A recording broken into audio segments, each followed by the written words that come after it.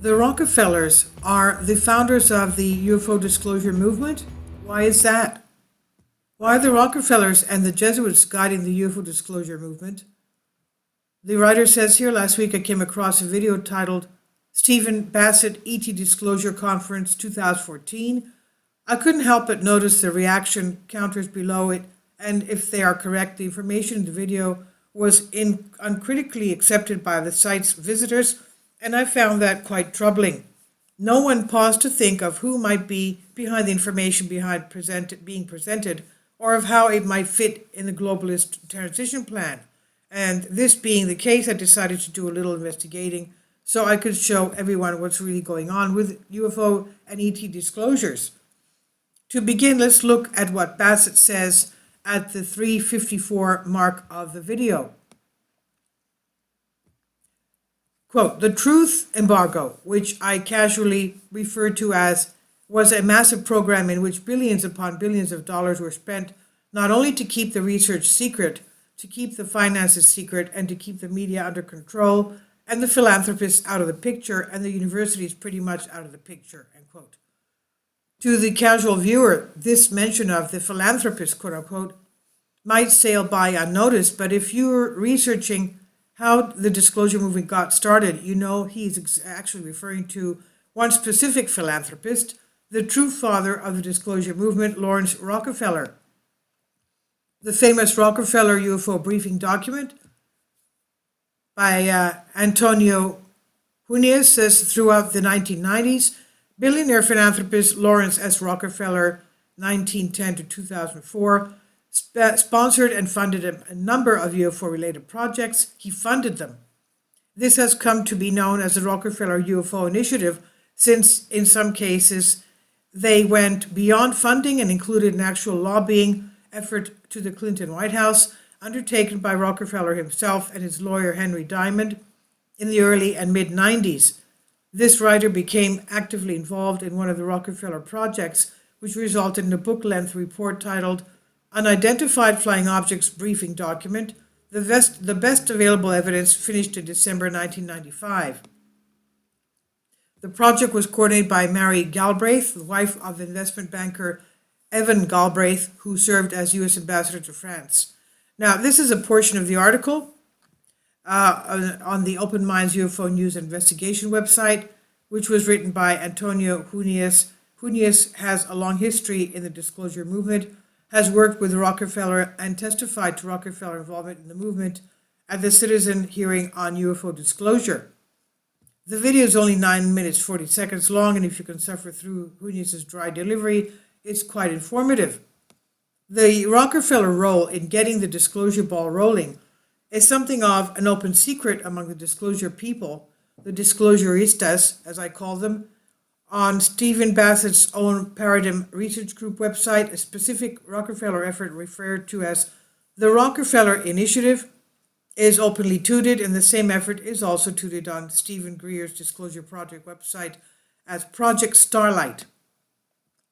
Quote, the letter from the Project Starlight Coalition was a result of the historic Asilomar, California meeting that Dr. Greer organized and Lawrence Rockefeller paid for in June 1995, just before Clinton's meeting with Rockefeller in August 1995. As I continued to examine the Rockefeller family connection to the disclosure movement, I came across this must-see video. It puts together a number of video clips in the subject. At the 154 mark, Stephen Greer, the putative head of the disclosure movement, speaks of Lawrence Rockefeller.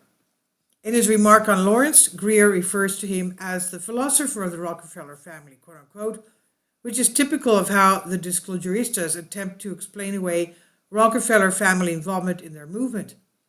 They try to paint Lawrence as a family maverick who was unlike all the other globalists in the Rockefeller clan. Greer also speaks of a supposed conflict between brothers David and Lawrence Rockefeller over whether the UFO secrets should be exposed, and this theme of a supposed rift or divergence of interests among the Rockefellers is also parroted by Grant Cameron in his testimony at the citizen hearing on the disclosure, page 90. Quote, basically, what the FOIA documents show is that billionaire businessman Lawrence Rockefeller had approached the White House to get the government to disclose the truth behind the UFO mystery. There are different Rockefellers. There is Nelson Rockefeller, who was the politician guy who ran for government. There was David, who was the money guy, and Lawrence Rockefeller was the humanitarian. He had a philosophy degree from Princeton University and was very interested in this phenomenon, end quote. Unfortunately for the disclosuristas, this attempt to paint Lawrence as a renegade good Rockefeller does not stand up to scrutiny. According to Lawrence Rockefeller's bio, quote, in 1937, he inherited his grandfather's seat in the New York Stock Exchange. He served as founding trustee of the Rockefeller Brothers Fund for 42 years, from its inception in 1940 to 1982. During this time, he also served as president 1958 to 68, and later its chairman 1968 to 80 for 22 years, longer than any other leader in the fund's history. He was also a founding trustee of the Rockefeller Family Fund from 1967 to 1977.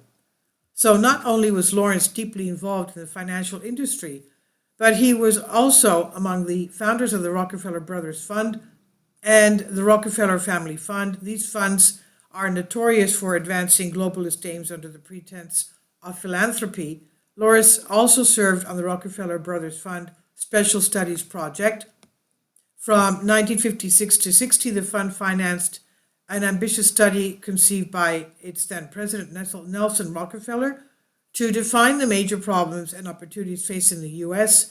and clarify national purposes and objectives, and to develop principles which could serve as the basis for future national policy, end quote. Nelson recruited Henry Kissinger, who was then on the faculty of Harvard University, as director of the project. He had first met Kissinger in 1955. He also brought on board such luminaries as Edward Teller, Charles Percy, Dean Rusk, John Gardner, president of the Carnegie Corporation, and Henry Luce, along with his brother Lawrence and John D. III. 7 panels were constituted that looked at sweeping issues ranging from military security strategy to foreign policy to international economic strategy and Defense Department and governmental organization. Of the Special Studies Project 7 subpanels, Lawrence is specifically mentioned as having served on Panel 2, International Security Objectives and Strategy, directed by Henry Kissinger. Panelists include Frank Alschutz, Gordon Dean, James B. Fisk, Roswell Gilpatrick, Townsend Hoops, Henry Luce, Lawrence Rockefeller, Edward Teller, Carol L. Wilson, and economist Arthur Smithies. The Special Studies Project's Wikipedia page also had another paragraph that caught my eye. Quote, the project was finally published in its entirety in 1961 as Prospect for America, the Rockefeller Panel Reports. The archival study papers are stored in the Rockefeller Archive Center at the family estate. Portions of the papers are still restricted over 4 decades after the report was published, end quote. So upon reading this, I ordered a copy of Prospect for America, and it's exactly what I expected, a blueprint for using the United States as a tool to help build the New World Order. Here's a snippet from page 35. Let us try then to state briefly that this panel has in mind when it speaks of opportunity before America of helping to shape the New World Order. The phrase could easily be misunderstood. It could be taken as meaning Pax Americana, an imperial ambition to call nations into being, to set them against one another in a balance of power, to divide and break up any two massive concert. We do not have that in mind, nor do we have in mind, as could conceivably be supposed, spreading American ways of doing business across the globe, hoping to duplicate elsewhere the particular kind of life that now exists within the boundaries of the United States. So as you can see, Lawrence was deeply involved in pursuing the Rockefeller family's globalist objectives. There was no rift or deliverance of interest within the family, as is evidenced by the corporation of the three brothers in the Special Studies Project. There was only a division of labor as they collectively worked to build the multilateral, multipolar New World Order.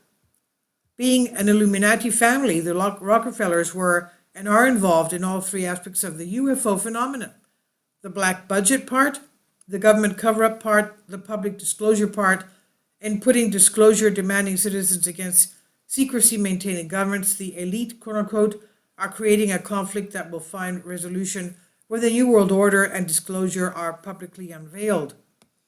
At that time, the US government, the paperclip Nazis, the Zionists, and the West will be blamed for the secrecy, while the BRICS and the East will be credited with revealing the truth. UFO disclosure is just another aspect of the West is bad, East is good propaganda effort being used to usher in the New World Order.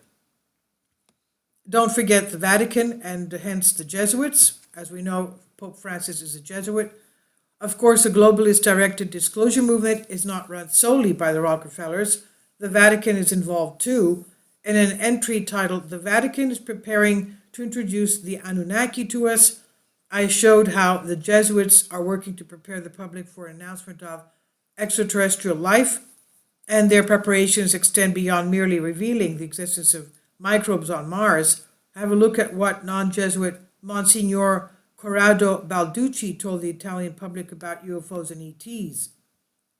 And here's another video that talks about human-like extraterrestrials.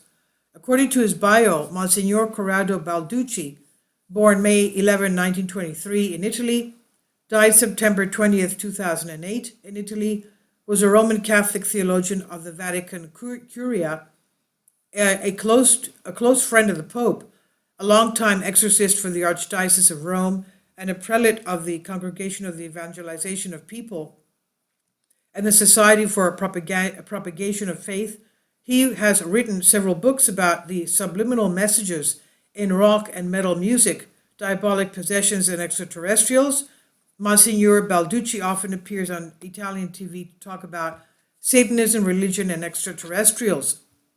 Assuming his bio is genuine, I'm looking into it and it's checked out so far, we see that belief in the reality of extraterrestrial spacecraft and beings has existed at the top level of the Vatican for a long time. Of course, since the Vatican is aligned with the traditionalist faction of the Anunnaki, the extraterrestrials, and Anunnaki by extension, Planet X and Nibiru, and the Sumerian tablets, and is oriented towards worship of the Anunnaki God King, it makes perfect sense that they believe in ET, doesn't it?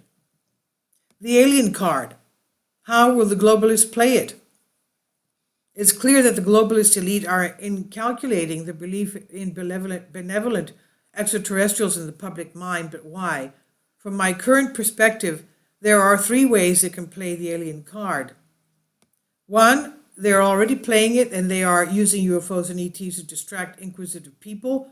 If the globalists can get people to look up at the skies, no one will notice what's happening on the ground as the New World Order unfolds. This is the most conventional way of looking at the UFO question. Two, they are preparing the public to accept a fake alien arrival instead of seeing real ETs arrive in real ET spacecraft. We'll see genetically modified humans arriving in black budget aerospace craft, given that scientists have been publicly cloning complex animals like sheep and genetically modifying goats to produce spider silk in their milk. It's so hard to believe that black budget science has produced a cloned genetic. Is it so hard to believe that black budget science has produced a cloned genetically modified human? If the globalists unleash upon the public a race of mind-controlled, mystery, religious, indoctrinated hybrids flying anti-gravity craft, they can really play with people's minds. Three, they are trying to generate public consent for an intrusion by real extraterrestrials, extra-dimensional beings, by getting people to believe that all our problems will be solved when the ETs show up, or extra-dimensional beings show up. They are building free will permission for the EDs to step in and run things. The globalists have been the multipolar New World Order pyramid. So now the capstone, the Anunnaki, can float down and control the world. I can't say yet with certainty which of these three scenarios is in motion. We'll just have to wait and see how weird things get. There's more to write on the subject, but I'll stop here and save the rest for a companion entry. Till then, I send you my love. This is by Redefining God, and it's on Humans Are Free. Please leave your comments. Thank you for your support. Kindly support my Patreon account. The daily posts are 5 videos daily, and they are totally different from what I have on my YouTube channel. Thank you so much for your support and that you find all my content so interesting. You'll find the Patreon account details in the description box below.